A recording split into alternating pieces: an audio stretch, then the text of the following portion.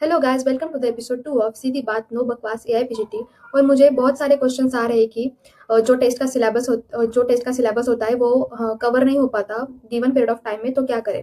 तो जो टेस्ट का सिलेबस होता है उसके लिए आपको 10-12 दिन दे दिए जाते हैं। तो मेरा सजेशन ये रहेगा कि आप उसको डिवाइड करके स्टडी करो। तो और लास्ट के जो 3 दिन रहते हैं टेस्ट देने से पहले, वो आप रिवीजन के लिए रखो। तो नॉर्मल नॉर्मल अगर अपन पकड़े, तो जो पहले के जो 8 दिन रहते हैं वो आप पढ़ने पढ़ने के लिए वो दीजिए। तो उसमें आप ऐसे करिए कि जो पहले पहले जो आप पढ़ते हैं वो इम्पोर्टेंट जो संहिता है, पॉइंट्स है, सब्जेक्ट है, वो पढ़ने में आप वो स्पेंड कीजिए। जो पहले के जो 8 डेज होते हैं उसमें आप क्या कीजिए कि उसमें चरक के जो इंपॉर्टेंट स्थान है वो कवर कीजिए, सुश्रुत के जो इंपॉर्टेंट स्थान है वो कवर कीजिए, और फिर बाद में जो वाग्भट की इंपॉर्टेंट स्थान है वो कवर कीजिए। इसमें भी आप क्या कर सकते हो कि चरक में चरक चिकित्सा स्थान, चरक सूत्र स्थान, चरक सिद्धि स्थान, चरक शारीर स्थान, चरक विमान स्थान, ये आप ऐसे सीक्वेंस वाइज पढ़ सकते हैं जो कि इंपॉर्टेंट है। बाकी जो चरक कल्प स्थान है, चरक इंद्रिय स्थान है, वो आप बाद में भी पढ़ सकते हो, और वो बहुत छोटा सा पोर्शन है, वो आप थोड़ा मतलब कम टाइम में कवर कर सकते हो, इसलिए वो आप बाद में भी कर सकते हैं। बट उसके जो इंपॉर्टेंट पॉइंट्स है जो छोटे छोटे, वो आप ऐसे वो आपके एमआरआई जो नोट्स है उसमें भी वो आपके कवर हो जाते हैं। और सुश्रुत का जो मैं बताना चाहूंगी कि सुश्रुत में भी आप ऐसे ही पढ़ सकते हैं कि जो इंपॉर्टेंट स्थान है वो पहले कवर कीजिए और बाकी के बाद में।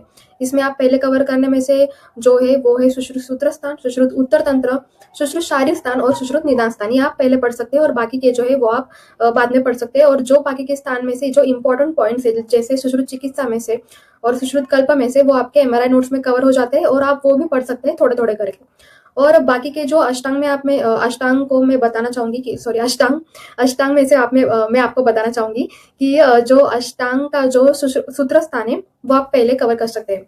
और बाकी के जो सब्जेक्ट में से आपको रोज पढ़ने वाला जो पोर्शन है वो बहुत इंपॉर्टेंट है, और वो मैं अभी आपको बताना चाहूंगी, और वो है रसशास्त्र, द्रव्यगुण और काश्य। ये आप रोज रोज पढ़े। इसके लिए आप कैसे टाइम निकाल सकते हो कि रोज आधा घंटा से 45 मिनट्स आप ये इन सब्जेक्ट को दे सकते हो इंडिविजुअली।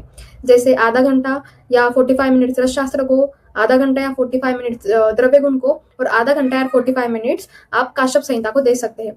इसमें से आप उनके लेक्चर कवर कर सकते हैं, रिवाइज कर सकते हैं, और आप क्वेश्चन सॉल्व कर सकते हैं, बट आपको ये रोज करना है।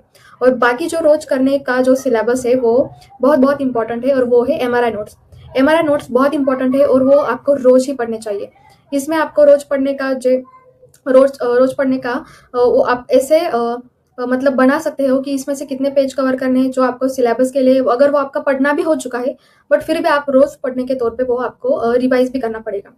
और ऐसे जो हो गया, और बाकी के जो सब्जेक्ट रह जाते हैं लाइक मॉडर्न का सिलेबस, और बाकी शारंगधर, भाव प्रकाश, और बाकी हारी संहिता, भेल संहिता, ये आप क्या कर सकते हैं कि आपके जो पूरे जो दिन है 10-12 दिन, वो आप डिवाइड करके ले सकते हैं कि इस दिन में ये पढ़ना है, उस दिन में वो पढ़ना है। आप ऐसे कर सकते हो।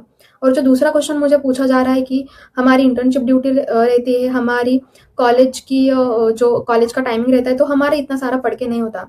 तो इसमें आप ये कर सकते हैं कि इंटर्नशिप ड्यूटी में आप जो छोटे छोटे पॉइंट्स है वो आप जब भी आपको टाइम मिले तब आप पढ़ सकते हो। और दूसरी बात यह है कि आप क्वेश्चन सॉल्व कर सकते हो आपकी इंटर्नशिप ड्यूटी में, और आपका अगर कॉलेज चल रहा है तो ये आप कर सकते हैं। और आप जो सुबह का जो टाइम रहता है वो अगर सुबह आपको उठ के आपको अगर पढ़ना है, तो इसमें आप ये कर सकते हैं कि उस टाइम आप एमआरआई नोट्स पढ़ सकते हो, और आप चरक चिकित्सा पढ़ सकते हो।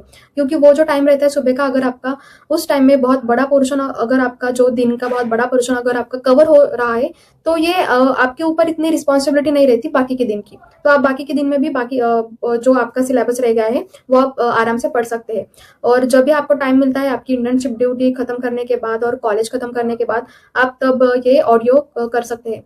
और जो तीसरा क्वेश्चन मुझे पूछा जा रहा है कि ऑडियो की लेंथ बहुत सारी होती है, क्योंकि ऑडियो हमारे नहीं होते, लेक्चर्स हमारे नहीं हो पाते, इसलिए आप सिलेबस नहीं हो पाता।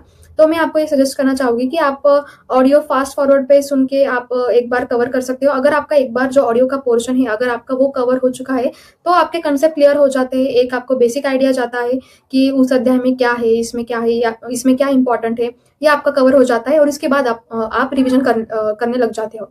और जो दूसरी प्रॉब्लम ये आती है कि एक ही पॉइंट पे, एक ही अध्याय पे और एक ही सब्जेक्ट पे आप दिन भर स्टक करके रहते हो। ये आप प्लीज प्लीज प्लीज बिल्कुल भी मत कीजिए।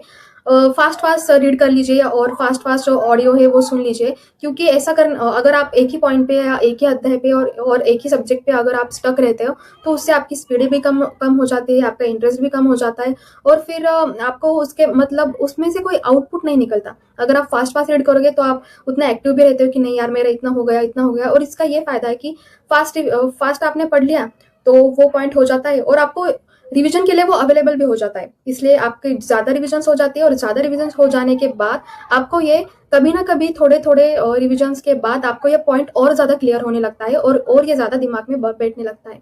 तो मेरे सजेशंस तो ये रहेंगे, अगर आपको और कुछ भी डाउट है तो आप कमेंट में लिख सकते हैं और मुझे बता सकते हैं। मैं आप अगला वीडियो उस पे बनाऊँगी। Thank you so much.